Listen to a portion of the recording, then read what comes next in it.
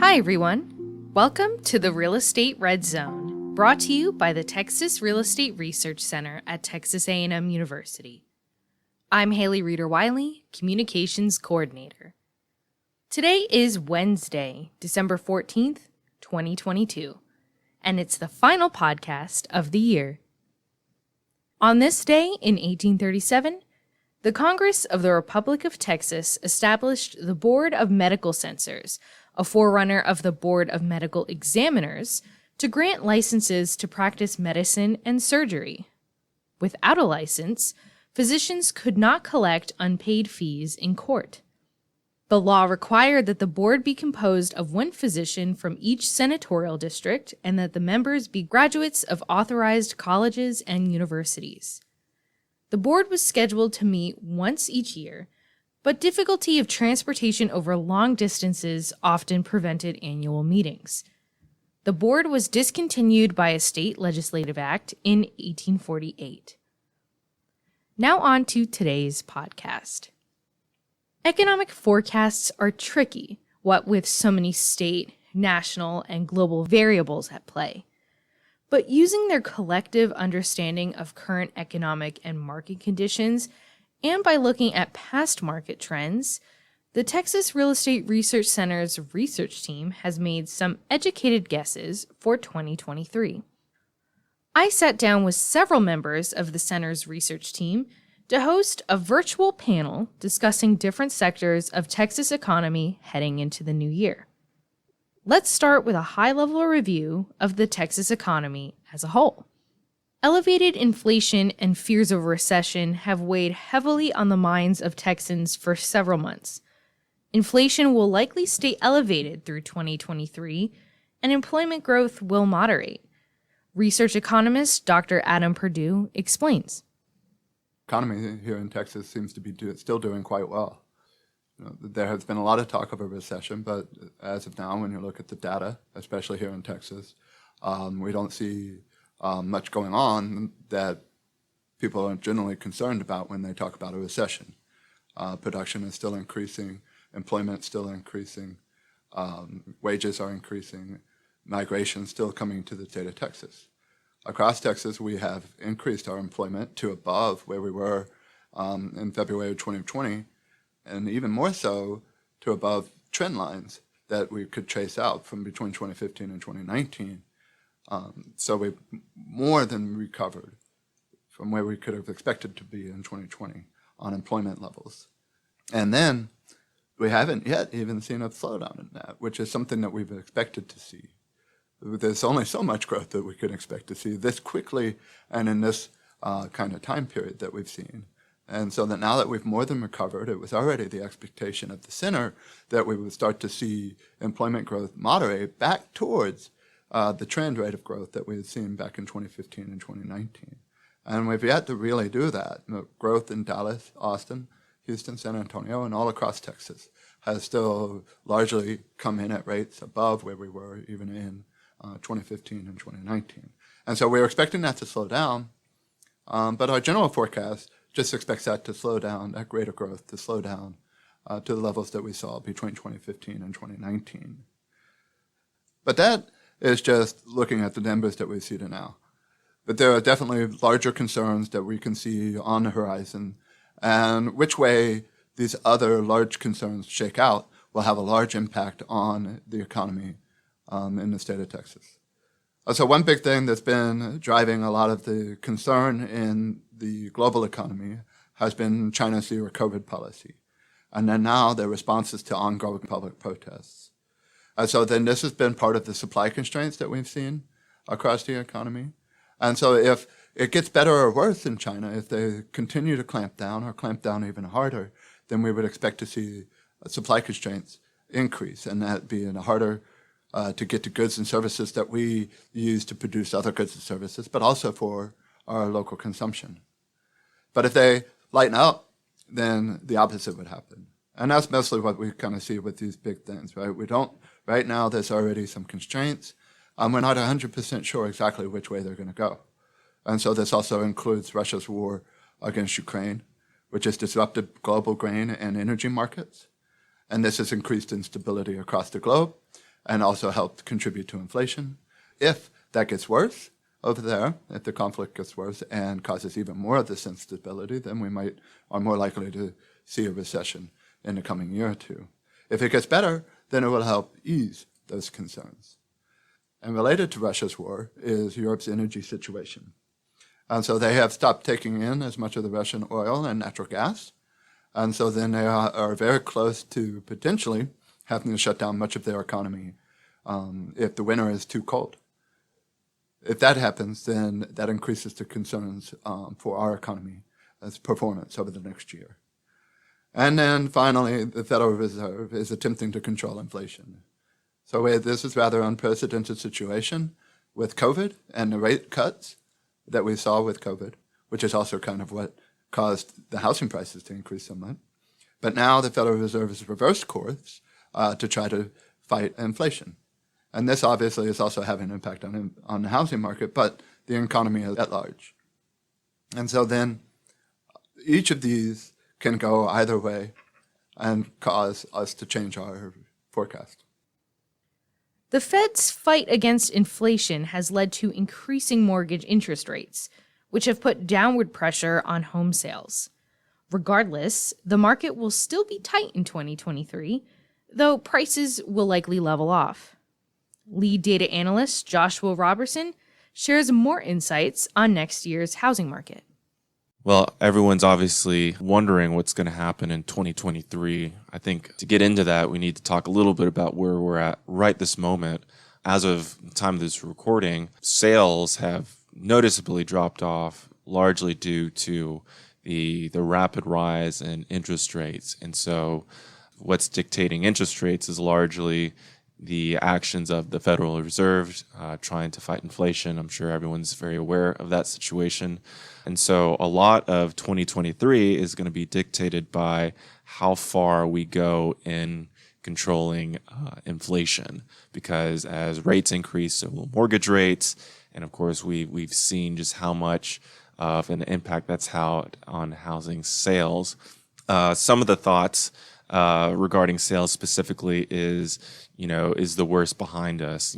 With such a rise in interest rates, is that kind of a knee-jerk reaction? Are people just kind of wanting to see what the first volley looks like?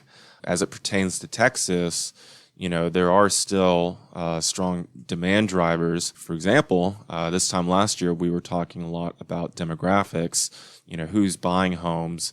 A lot of millennial households forming families and moving and upgrading into houses. Those people are still here, and they still need housing. And of course, Texas, along with Florida, has benefited greatly from people moving from out of state. A lot of those people are higher income earners, so those people are still here. And so that's still going to be a positive demand driver. I think one of the things that have been kind of surprising with a massive drop-off in sales, home prices have cooled, but not as much as what some people would expect. So according to our data, Texas median housing peaked back in June. I believe the amount was $360,000. Right now it's at $335,000. So that's $25,000 decrease. So it has cooled some, but for reference, 2019, right before the COVID pandemic, median price was $241,000. So I don't think we're going to get anywhere near that. Even if you double the amount that we've dropped since June, that's still going to be above $300,000. So I think a lot of people have been kind of surprised at how resilient prices have been. And for the most part, it's still a tight market. Historically, months inventory is basically kind of right back to where we started right before the pandemic, right around 3 months. Days on market, the window of time needed to sell a home throughout the state is around 40 days, give or take. Before the pandemic, it was a little bit above 60 days. So there are several indicators that show that it's still a fairly tight market. It has cooled down from the extremes, but it's still historically pretty competitive. I think right now Another aspect is the construction market. That has certainly cooled down quite a bit. I think that's one aspect of the market that we'll continue to look at. So yeah, volume has decreased.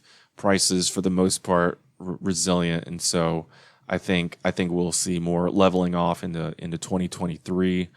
In terms of sales, of course anything can change, but I think it's safe to say that we probably won't have sales numbers, close to 2021, 2020 even.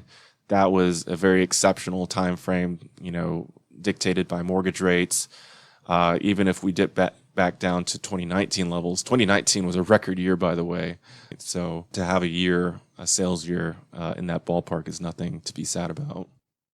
The pandemic disrupted the office and retail markets as many companies moved toward remote or hybrid work and e-commerce. Will that trend continue into next year? Research economist Dr. Daniel Oni explains.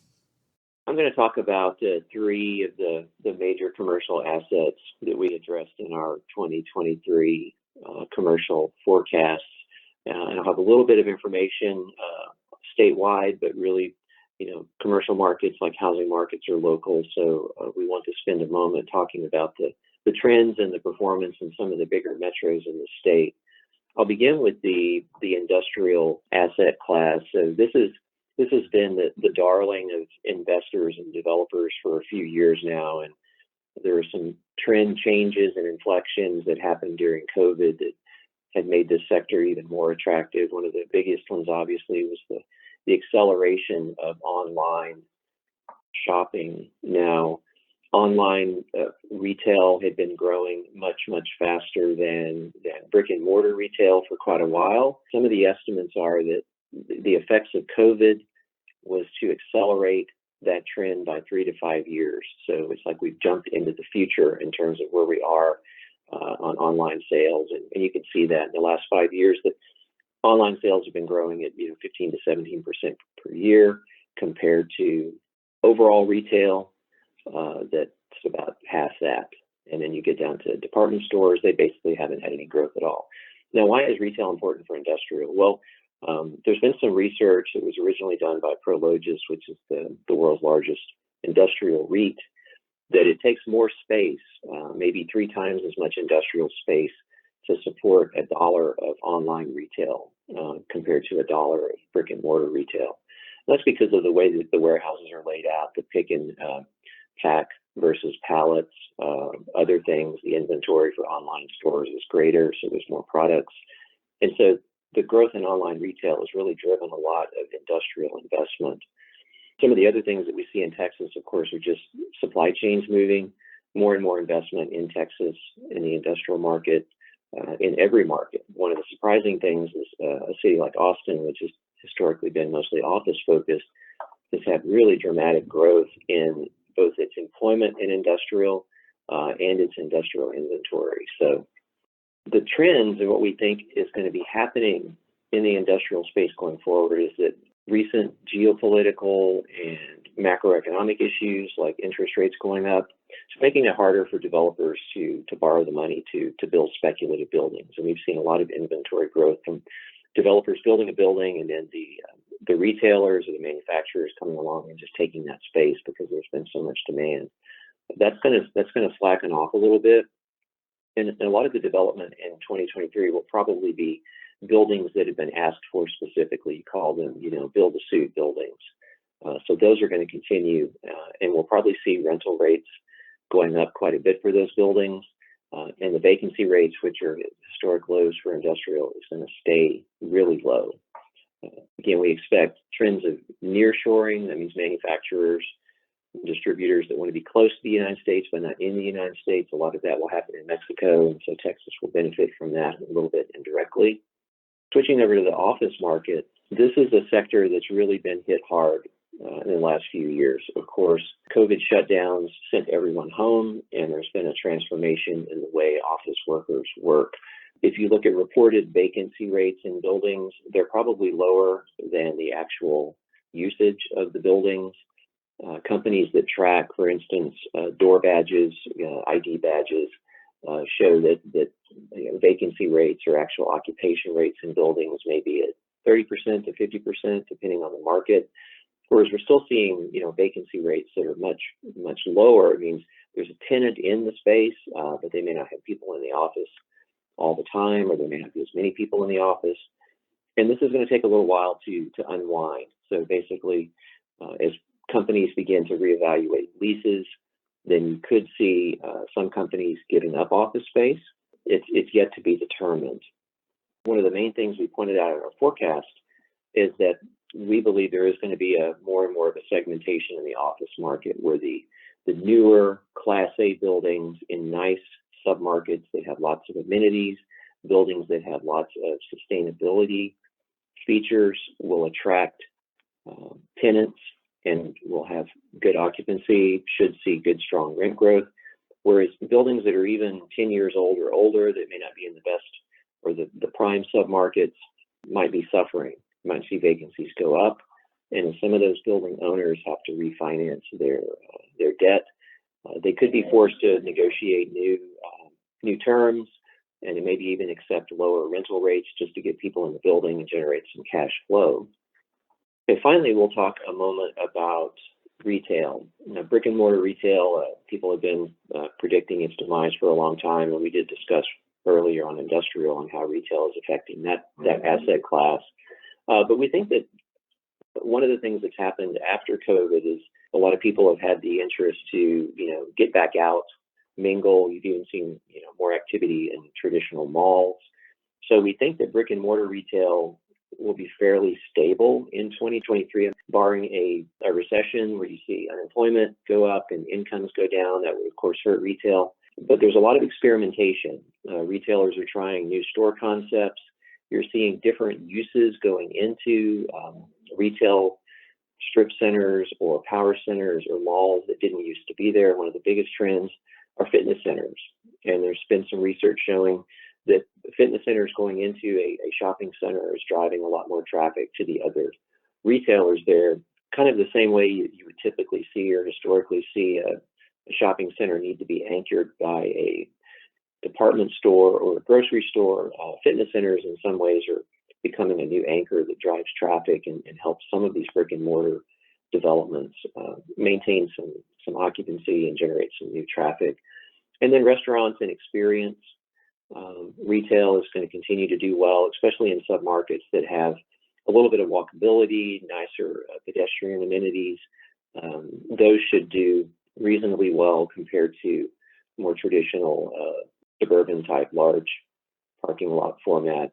Not that the suburban ones are going to be doing that much worse. It's just a little bit relative performance. 2022's frenzy land market is expected to moderate next year, according to rural land market experts. Two of them, research economists Dr. Charles Gilliland and Dr. Lynn Krebs, are here to elaborate. Well, for the past couple of years, it has been remarkable to watch what's going on in the land market. It has been a seller's market to the point that basically anything that was offered for sale was snapped up quickly, which is unheard of in rural land. Rural land usually takes months, many months, for a marketing process to mature and reach a transaction. But that was not the case for the past couple of years. There is evidence now that things are slowing down, and when you hear that, you might think that it's becoming a buyer's market, but that's not necessarily the case at this point. The slowdown is kind of returning the market to the normal flow that we had prior to the pandemic in the past couple of years. So things are a little quieter. The brokers report that their phones are not ringing as much, but they are still ringing, and there still appears to be robust demand for good quality land. And that may be the biggest change from a marketing standpoint going forward. In the past couple of years, anything, no matter how many warts were on it, would sell. And in the current process and going forward, that may not be the case. The less attractive properties may wind up sitting there for a while with not much attention to them. But if it's a good quality property, from all reports that I get, there's still strong demand for that. That's right. And we see a few headwinds for the rural land market like we see in other markets, such as rising interest rates, which we expect to continue into 2023. And we anticipate a recession in 2023, and we think that that's also going to have a dampening effect on demand going forward for the first half of 2023. And like Charlie said, time on the market for less attractive properties is expected to increase, but really good quality tracts are still selling at premium prices and moving pretty quickly. And with respect to price, we talk about the fact that some of the properties may sit there longer, and there may be some pressure to reduce prices in the near future, but going into 2023, I wouldn't expect that it would be driving down prices noticeably in 2023. If the recession materializes, maybe all bets are off for 2024 or late 2023. But I would kind of expect it to still see possibly some price increases, although probably not as much, definitely not as much as we saw a couple of years ago. Yeah, I would agree. That sounds about right. There have been so many other distractions that nobody has really noticed the fact that we had an extremely dry year and terrible crop conditions for the agricultural sector of the rural land market. Going forward, that may have a couple of implications for cropland sales. First of all, there may have been some pressure put on the bottom line of farmers, and so they may not be as anxious to buy as they have been. And also, investors may be a little reluctant because of the big increase in the input costs and not much revenue coming in. Having said that, the farmers this past year are probably in pretty good shape because of crop insurance that covered that, but that's something to keep an eye on going forward as the year progresses, to see what happens with respect to the ground moisture and that sort of thing. What kind of crops can we expect going forward? Next year's energy market will be categorized by uncertainty and volatility. Research economist Dr. Harold Hunt wraps up today's virtual panel by sharing his thoughts on the oil and gas sector. We've come up with a forecast next year for crude anyway of somewhere between $80 and $100 a barrel. And so I would say that's a fairly wide range, but to me, the two big trends are uncertainty and volatility in the oil markets. I mean, I've never seen anything quite like this in my career. On one side, you've got the fear of recession, and that's really affecting current prices more. I mean, today as we sit here, crude is in the low 70s. It's come down a bit from the 80s in the last couple of weeks. But then on the other side, we're hearing that China lockdowns from COVID are ending. And so if that happens, that's going to increase demand. So how do those play out? It's hard to say. Are we really going into a deep recession or a shallow or not even a recession? And then on the supply side, you've got the uncertainty with Russia. So Russia and the Ukraine war, how is that going to go? And then the EU established an embargo on their oil and also a price cap. So how is that going to play out? That just went into effect. And also on the supply side, we've had a shortage of labor and material for quite a while. The supply chain's been a problem, getting pipe, infrastructure, all those things. So that's really held back the supply side. The federal government has been giving mixed signals. It's like, we want you to drill a lot right now, but in the future, we're really not that crazy about oil and gas. So how does a company operate in that environment? How do you plan for the future? It's really hard. And then investors lost so much money a few years ago that they're really not keen on companies producing a lot of oil. They want profits. They don't really want production. So that's affecting the supply side. So the thought is that if oil comes much below $80 a barrel for an extended, when I say extended, month or so, a month or two, that OPEC would probably step in and bring it back up. So we're in the low 70s today. If this continues probably through the end of the year, you would take action to bring it back up in the 80s. But then if you get much above 100, 110, 120, then people just don't use as much. You don't drive as much. Companies don't use as much. So we're thinking that band of 80 to 100 sounds like something that will be reasonable this year. So I would say in the current environment, anything can happen. Russia, who knows? China, who knows? But our best guess is that oil next year is going to be somewhere within the $80 to $100 range. Thanks again to the Texas Real Estate Research Center's research team. To read their full 2023 forecast, click the link on our podcast webpage and in the YouTube description box. While you're there, you'll also find links to related economic reports and articles. And while you're on our website, check out our research library.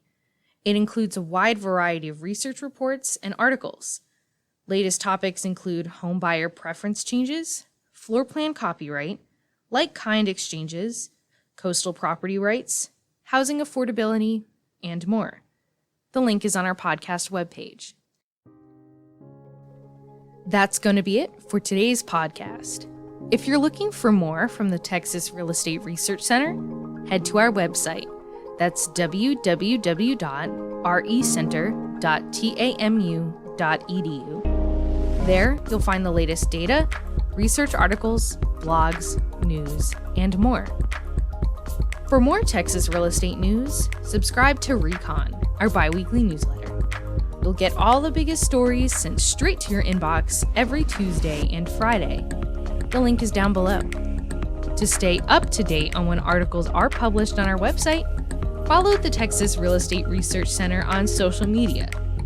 You can find us with the handle at RECenterTX on Facebook, Twitter, LinkedIn, and Instagram.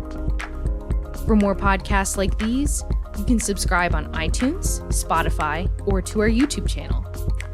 All podcasts are also available for free on our website.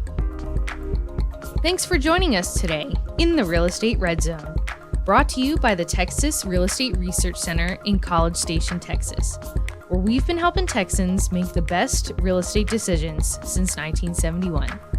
This is Haley Reeder Wiley, and have a happy new year. Bye!